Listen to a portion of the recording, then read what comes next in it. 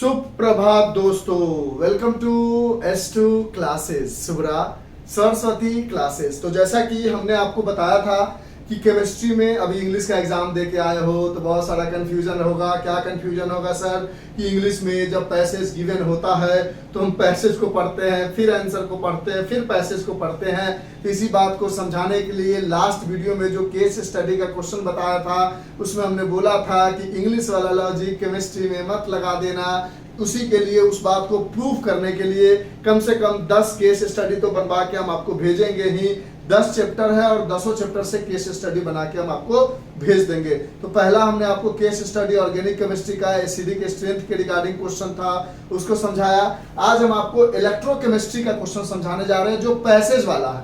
तो यहाँ पर कुछ पैसेज लिखा हुआ था 7-8 लाइन का, हमने नहीं लिखा, हमने छोड़ दिया और बिना पैसेज लिखे हुए सिर्फ क्वेश्चन को उतार लिया। अब देखने जा रहे हैं कि क्या बिना पैसेज को पढ़े हुए इस क्वेश्चन को हम सॉल्व कर पाते हैं। अगर कर पाते हैं तो सर आप जो कह रहे हो एकदम सही बात है। इस तरह से हम 10 क्वेश्चन कराएंगे 10 चैप्टर का, कल शाम तक उसको कंप्लीट कर देंगे। आज 2 चैप्टर हो गया, एक ऑर्गेनिक का करा दिया, ऑर्गेनिक में एक एसिडिक स्ट्रेंथ और ऑर्गेनिक में कुछ पकड़ लेंगे। फिजिकल का इलेक्ट्रोकेमिस्ट्री करा दे रहे हैं, फिर सॉल्यूशन करा देंगे, फिर केमिकल काइनेटिक्स का एक पैसेज वाला केस स्टडी टाइप क्वेश्चन करा देंगे, फिर बायोमोलिक्यूल्स बहुत इंपॉर्टेंट है उसका करा देंगे, फिर D&F ब्लॉक का करा देंगे, फिर कोऑर्डिनेशन कंपाउंड का करा देंगे। और जब सारे पैसेज टाइप क्वेश्चन, जिसको केस बेस्ड स्टडी क्वेश्चन कहते हैं, करके देखोगे तो आपको रियलाइज होगा कि इसमें पैसेज को पढ़ने की जरूरत नहीं है। तो चलिए टाइम को वेस्ट नहीं करते हैं, स्टार्ट करते हैं। पहला क्वेश्चन, कुछ पैसेज है, उसके बाद क्वेश्चन यहाँ से स्टार्ट होता है। कहता है इन अ गैल्वेनिक सेल। तो हमने बोला था कि अगर आपके पास गैल्वेनिक सेल लिखा हो या इलेक्ट्रोकेमिकल सेल लिखा हो या वोल्टेइक सेल लिखी हो, तीनों का मतलब एक होता है। और इसके अंदर एक आपने स्पेशल सेल पढ़ा था जिंक और कॉपर का, जो कि एक डैनियल सेल हुआ करता था। हमने बोला था जरूरी नहीं है कि आपको जिंक और कॉपर का ही आए। अगर डैनियल सेल बनाने के लिए आएगा तब तो जिंक और कॉपर का आएगा, लेकिन अगर कोई भी क्वेश्चन पूछ लिया जाएगा तो उसमें जरूरी नहीं है कि जिंक और कॉपर ही दे। जैसे यहाँ जिंक और सिल्वर है, कहता है in the galvanic cell the following reaction occurs. ये रिएक्शन हो रहा है। What is the direction of flow of electron? Electron किधर से किधर फ्लो करेगा, उसको जानने से पहले हम ये हटा देते हैं क्योंकि ये वाला सेल नहीं है हमारे पास। है अभी जिंक और सिल्वर का इलेक्ट्रोकेमिकल सेल। अब इसको देखो, जिंक पहले सॉलिड है, आराम से समझना है, बिल्कुल घबराने की जरूरत नहीं है। उसके बाद इधर एरो से पहले कहीं जिंक है नहीं, एरो के बाद जिंक है। तो एरो के बाद जिंक है, Zn2+, और जिधर प्लस होता है उधर के साइड ही इलेक्ट्रॉन को जोड़ देते हैं 2 इलेक्ट्रॉन।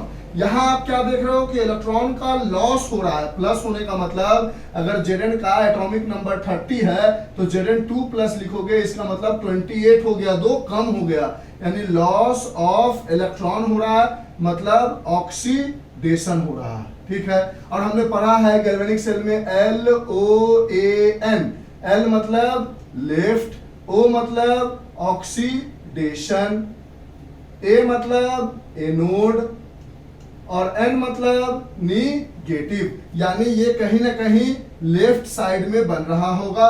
इधर जिंक का हम रॉड लिए होंगे अगर थोड़ा विजुलाइज करो तो, और यहाँ पर हमने जिंक का ही इलेक्ट्रोलाइट लिया होगा ZnSO4।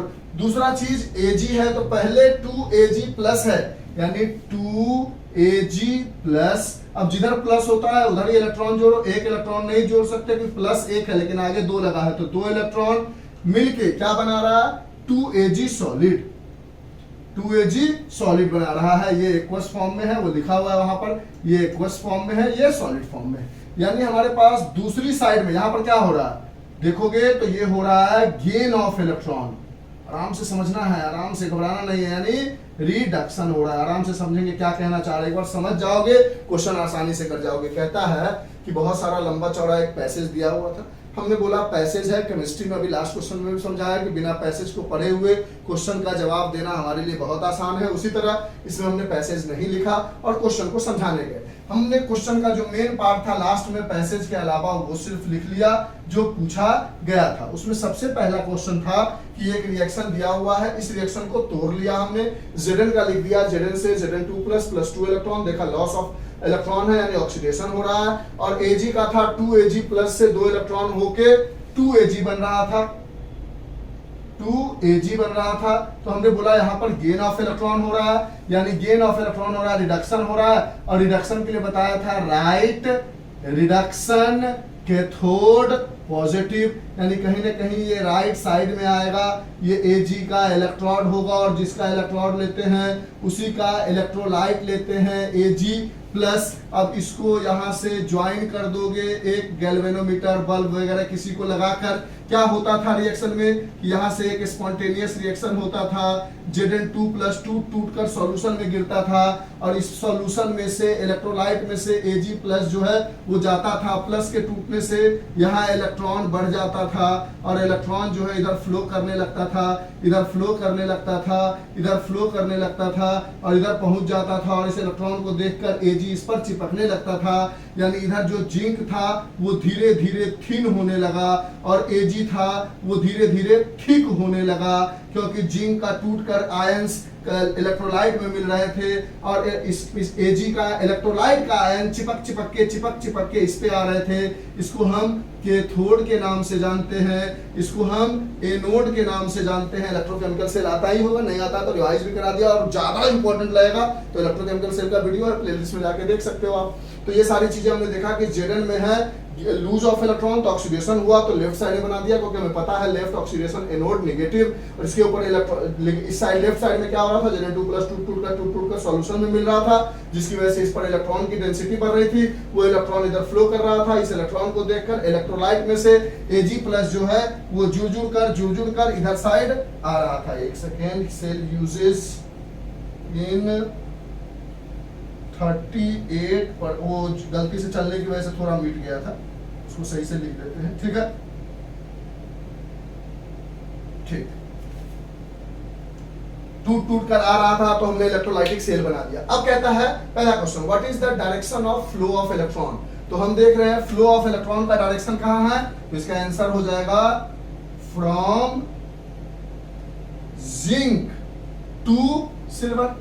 अगर ये पूछता what is the direction of flow of current, तो करंट पूछता तो आप क्या बोलते, सिल्वर से जिंक की तरफ करंट जा रहा है और जिंक से सिल्वर की तरफ इलेक्ट्रॉन जा रहा है, क्योंकि इलेक्ट्रॉन के अपोजिट डायरेक्शन में करंट का डायरेक्शन होता है। तो पहला क्वेश्चन का जवाब हो गया what is the direction of flow of electron. तो flow of electron is from zinc to silver, that is from anode to cathode. बात समझ रहे हो, पक्की वाली बात। दोबारा डिवीजन करवा, देख लो जल्दी देख लो। ये रिएक्शन दिया हुआ था, इस रिएक्शन को तोड़ लिया, Zn से Zn2 प्लस 2 इलेक्ट्रॉन बना, देखा लूज ऑफ इलेक्ट्रॉन हो रहा है, ऑक्सीडेशन हो रहा है। यहाँ पर 2Ag था वो Ag बन रहा था, यानी 2 इलेक्ट्रॉन को गेन कर रहा था, यानी ये गेन ऑफ इलेक्ट्रॉन हो रहा था, यानी रिडक्शन हो रहा था। जिसका ऑक्सीडेशन होता है उसको लेफ्ट साइड बनाते हैं, जिसका रिडक्शन होता है उसको राइट साइड बनाते हैं। लेफ्ट साइड में एनोड होता है, राइट साइड में कैथोड होता है। लेफ्ट साइड में जो जिंक का इलेक्ट्रोड था उसमें से टूट कर सॉल्यूशन में मिल रहा था और उसके ऊपर इलेक्ट्रॉन बढ़ जा रहा था, वो इलेक्ट्रॉन इधर की तरफ फ्लो कर रहा था। तो Ag जो है उस इलेक्ट्रॉन को देखकर अपने आप को इलेक्ट्रोलाइट में से निकालकर रॉड पे चिपका रहा था, यानी धीरे धीरे जिंक का रॉड पतला हो रहा था और Ag का रॉड मोटा होते जा रहा था। तो पहला क्वेश्चन कह रहा था what is the direction of flow of electron, the direction of flow of electron from zinc to silver. दूसरा कह रहा था अगर पूछ लेता what is the direction of flow of current, तो बोलते सिल्वर से जिंक की तरफ करंट फ्लो कर रहा है। तो पहला क्वेश्चन का जवाब हो गया। क्या इसके लिए हमें पैसेज पढ़ना पड़ा? नहीं सर। दूसरा question, how will the concentration of Zn2 plus ions and Ag ions affected when the cell function, जब सेल फंक्शन करने, कोई बच्चा बोलेगा यहाँ सॉल्ट ब्रिज है लगा दो, हमको सॉल्ट ब्रिज से इसमें मतलब था नहीं, क्योंकि हमको इलेक्ट्रोकेमिकल सेल बनाना नहीं था। कहता है Zn2 प्लस का कंसंट्रेशन क्या होगा धीरे धीरे जब सेल काम करने लगेगा, और Ag प्लस का कंसंट्रेशन क्या होगा।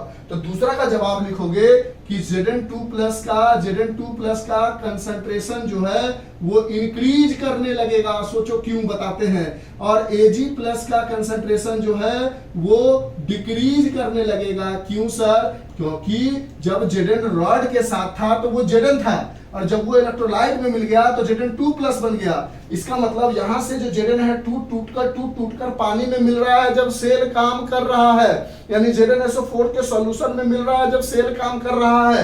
तो Zn2+ का कंसंट्रेशन पूछ रहा है, 2+ कहां है? इलेक्ट्रोलाइट में। यानी जैसे जैसे टूटता जाएगा वैसे वैसे Zn2+ का कंसंट्रेशन बढ़ता जाएगा, और ये टूटेगा तब जब बैटरी काम करना शुरू करेगा, यानी सेल अपना फंक्शन करने लगेगा। और Ag क्या हो रहा था? टूटा हुआ मतलब इलेक्ट्रोलाइट में से Ag जुड़ रहा था, यानी धीरे धीरे Ag+ का कम हो रहा था, Ag बढ़ रहा था, यानी Zn2+ का कंसंट्रेशन इंक्रीज हो रहा था और Ag का प्लस का कंसंट्रेशन डिक्रीज हो रहा था। उसी जगह आपसे पूछता है Zn का कंसंट्रेशन क्या हो रहा है, तो वो डिक्रीज हो रहा है। प्लस का भले ही बढ़ रहा था क्योंकि वो इलेक्ट्रोलाइट के अंदर है, Zn जो है वो रड पर है, तो Zn का कंसंट्रेशन डिक्रीज हो रहा है और Ag का कंसंट्रेशन इंक्रीज हो रहा है। लेकिन Ag+ का कंसंट्रेशन डिक्रीज हो रहा है और Zn2+ का कंसंट्रेशन इंक्रीज हो रहा है, क्योंकि प्लस तभी बनेगा जब वो इलेक्ट्रोलाइट के अंदर होगा, और ये टूट टूट कर Zn2+ इसके अंदर बढ़ता जा रहा है जब सेल फंक्शन कर रहा है, और Ag+ इसमें से जुड़ कर Ag बन रहा है, जिसकी वजह से Ag+ का कंसंट्रेशन कम होता जा रहा है। तो पहला और दूसरा क्वेश्चन हो गया।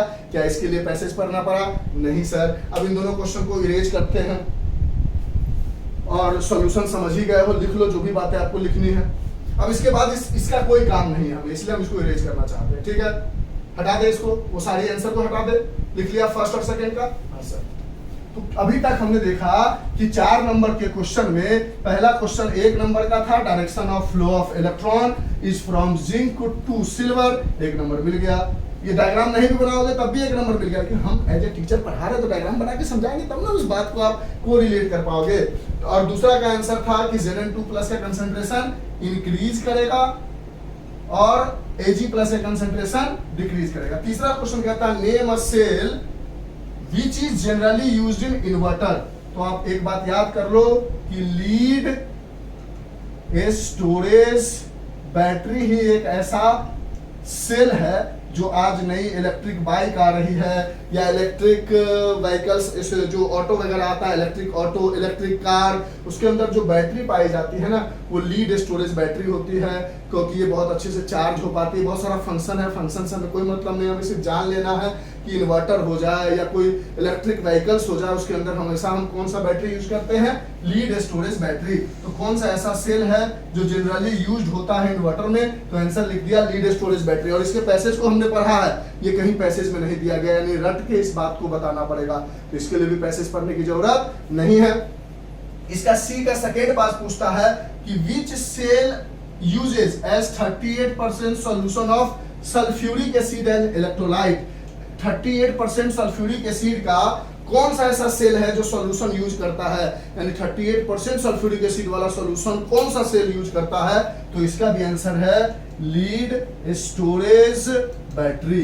ये दोनों बातें देखो, एक बात समझ लेते हैं, कुछ चीजें ऐसा है जो आपको रटनी पड़ेगी। तो अगर आपको कहीं पे कोई इन्वर्टर में, व्हीकल्स में पूछ दे कौन सी बैटरी यूज की जाएगी, तो आप बोलोगे lead storage battery. Sulphuric acid का मात्रा अगर ज्यादा देखने को मिलेगा, उसमें सिर्फ एक ही बैटरी है जिसमें 38% अमाउंट में यूज करते हैं, वो है लीड स्टोरेज बैटरी। अगर मान लो ये क्वेश्चन आपको नहीं आ रहा होता, एक बात कहते हैं, ये 2 क्वेश्चन तो आपने बना लिया क्योंकि आपने कॉन्सेप्ट पढ़ा है, ये 2 क्वेश्चन आपको रटना था, लीड स्टोरेज बैटरी नहीं आ रहा होता आपको, तो इसी का और पार्ट भी दिया हुआ है और क्वेश्चन कुछ ऐसा ही होता है। नहीं आ रहा होता तो अभी सीख गए, लेकिन मान लो एग्जाम में नहीं आ रहा होता तो सी का दूसरा पार्ट दिया हुआ कि अगर सी का फर्स्ट सेकंड नहीं आ रहा तो ये बनाओ, और ये कहता है the standard electrode potential for Daniell cell is 1.1 volt. यानी एक डैनियल सेल है, डैनियल सेल किससे बनाते हैं हम? अरे सर हमको याद है, अच्छा वेरी गुड, जिंक और कॉपर से। इसका ई नॉट ऑफ सेल दिया हुआ है 1.1 वोल्ट।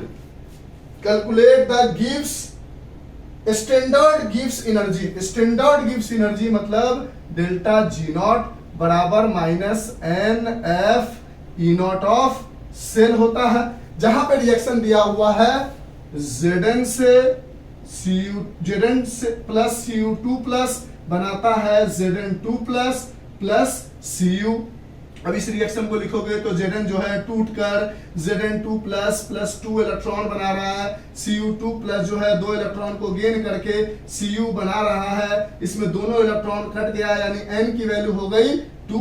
इलेक्ट्रोकेमिकल सेल में आपने देखा होगा, इलेक्ट्रोकेमिस्ट्री में पढ़ा होगा, तो यहाँ से आप डेल्टा G0 निकालोगे तो -2N की जगह, F की जगह आपको हमेशा याद रखना है 96500 कूलम होता है, तो 96500 और E नॉट ऑफ सेल दिया हुआ है 1.1 वोल्ट। इसको सॉल्व कर लोगे, जो होगा वो डेल्टा G0 की वैल्यू आ जाएगी। तो अब बताओ कि पहला क्वेश्चन के लिए आपको पैसेज पढ़ना पड़ा, हमने भी नहीं पढ़ा ना, हमने भी पैसेज को ऐसे ही छोड़ दिया ना, लिखा भी नहीं आपके लिए और पूरी तरह से बिना पैसेज के समझा दिया।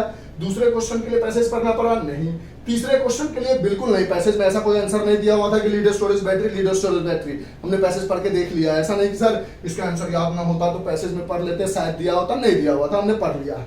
अगर ये क्वेश्चन डायरेक्ट याद था तो आंसर मार देते, नहीं याद था तो सी का और पार्ट जो बनाया, क्या इसके लिए हमें पैसेज पढ़ना पड़ा?